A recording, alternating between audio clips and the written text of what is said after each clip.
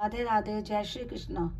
Welcome to my channel. मैं हूं आपकी दोस्त सपना कंवर और आपको आज आंवला नवमी की बहुत बहुत शुभकामनाएं। आप सब कैसे हैं? तो जैसे कि नाम से ही पता चल गया है, स्टार्टिंग में ही बोल दिया मैंने आंवला नवमी। तो आज कार्तिक मास में आंवला नवमी नवमी तिथि को पड़ती है, जिसकी मैं पूजा की वीडियो यहाँ शेयर कर। मास में आंवले की पूजा करना शुभ माना जाता है। इस पूजा में भगवान विष्णु की पूजा और शिव की पूजा की जाती है, क्योंकि आंवले के वृक्ष में विष्णु जी और शिव जी का वास होता है। तो आज हम आंवला नवमी की पूजा करते हैं। कार्तिक मास के शुक्ल पक्ष की नौवीं तिथि के दिन ये आंवले की पूजा की जाती है। विशेष तौर से आंवले के वृक्ष की पूजा ही होती है इसमें। पर अगर आपके घर के आसपास कोई आंवले का वृक्ष ना हो या आपके घर में आंवले का पौधा ना हो, तो आप सरल विधि से इस पूजा को घर में भी कर सकते हैं, क्योंकि इसमें विष्णु भगवान जी की पूजा होती है। तो आप विष्णु भगवान का एक विग्रह स्वरूप रख कर पूजा कर सकते हैं, जिसमें माता लक्ष्मी जी साथ में विराजी होती हैं। अगर आपके घर में लड्डू गोपाल जी सेवित हैं, तो आप लड्डू गोपाल को भी विराज कर उनके साथ पूजा कर सकते हैं। और पूजा विधि क्या है मैं वो करके दिखाती हूँ। नवमी वाले दिन सुबह सवेरे स्नान करने के बाद शुद्ध वस्त्र पहन लें। उसके बाद अपने मंदिर में या मंदिर के पास एक चौकी रखकर उस पर पीले रंग का एक पूजा वाला कपड़ा साफ सुथरा बिछाएं और सबसे पहले एक दीपक प्रज्वलित करें। दीपक के अंदर आप स्वास्तिक बना दें और उसके बाद आप विष्णु भगवान जी की एक मूर्ति रखें। विष्णु भगवान जी की आसन देते हैं तिल का, तो तिल का आसन देकर इनको विराजें। और फिर गणपति जी को भी तिल का आसन दे के विराजें। माता लक्ष्मी जी को भी तिल का आसन दें।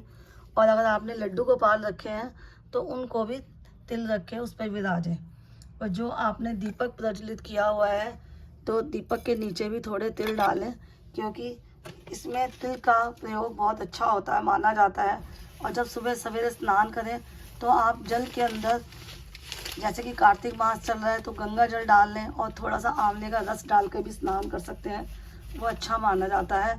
और दीपक सबसे पहले इसलिए प्रज्वलित किया जाता है क्योंकि दीपक पूजा का साक्षी होता है। तो चलिए स्टार्ट करती हूँ मैं पूजा। भगवान विष्णु जी को हम सांकेतिक स्नान कराते हैं, पुष्प के साथ जल लेकर और उनके ऊपर छिट्टा देते हैं। और जो आपने गणपति जी, माता लक्ष्मी जी और लड्डू गोपाल जी को मैंने पहले ही तैयार कर दिया था स्नान करा के और उनको यहाँ विराज दिया है, तो उनके ऊपर भी सांकेतिक स्नान कराना चाहिए। और अगर आपके पास कुशा है तो उससे भी स्नान करा सकते हैं पुष्प की जगह पर। स्नान कराने के बाद इनको पहुँचने के बाद वस्त्र रूपी कलावा उनको चढ़ाते हैं, भगवान विष्णु जी, लक्ष्मी जी को,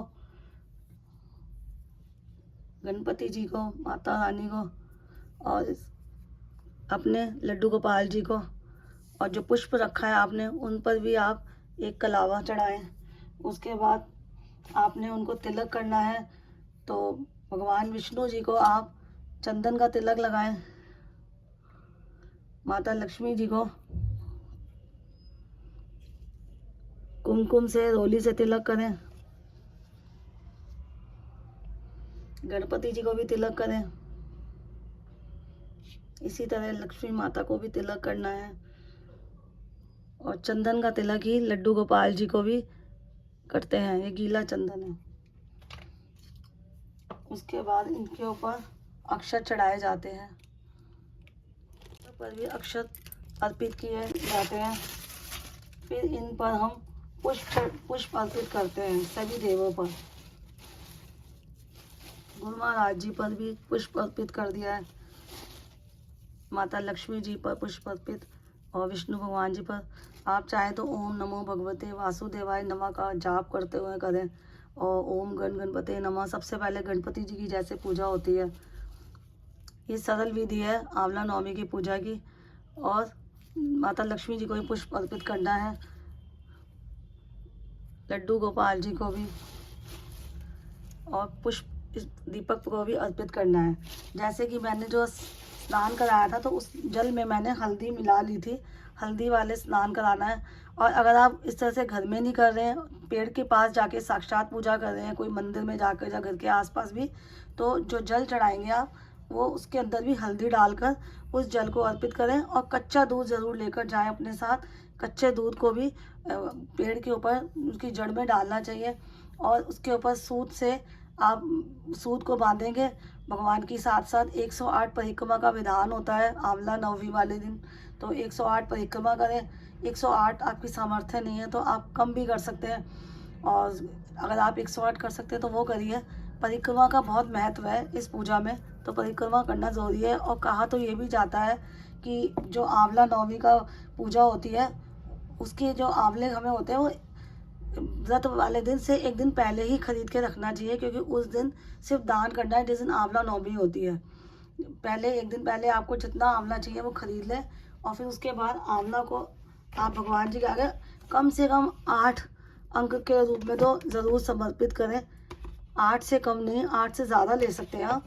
8 से कम ना हो तो आंवला भगवान को अर्पित करें,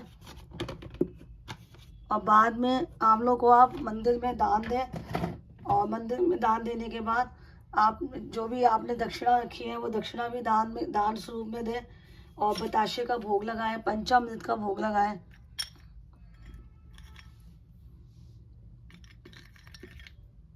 चीज़ अर्पित करने के बाद, प्रसाद चढ़ाने के बाद आप दक्षिणा स्वरूप कुछ भगवान जी के आगे अर्पित करें। दक्षिणा चढ़ाने से ये भी होता है कि आपकी पूजा में जो कोई गलती या कुछ हो गया है, कुछ कमी पेशी रह गई है, तो भगवान हमें उसके लिए क्षमा कर दें। और आंवला नवमी वाले दिन आप आंवले की कोई मिठाई भी रख सकते हैं लाकर, उसका भी भोग लगा सकते हैं। ड्राई फ्रूट का भोग विष्णु भगवान जी और सभी देवी देवताओं को, और मैंने ये मिठाई मंगवाई है तो इसका भी भोग भगवान जी को अर्पित करते हैं। इसके बाद हम धूप दीप से भगवान जी की आरती कर देंगे, उन्हें जोत दिखा देंगे। इस तरह से आंवला की पूजा की जाती है, जो कि बहुत ही कहते हैं कि इसको पूजा करने से घर में धन धान्य की कोई कमी नहीं रहती।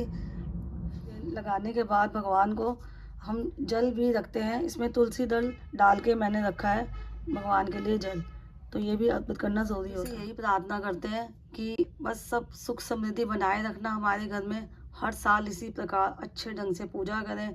और आज मैं भी पेड़ की पूजा करके आई थी, लेकिन वहाँ वीडियो नहीं बना पाई क्योंकि वो बनाने नहीं दे रहे थे पंडित जी, तो मैंने घर में ही इस तरह से पूजा करी स्नान करने के बाद।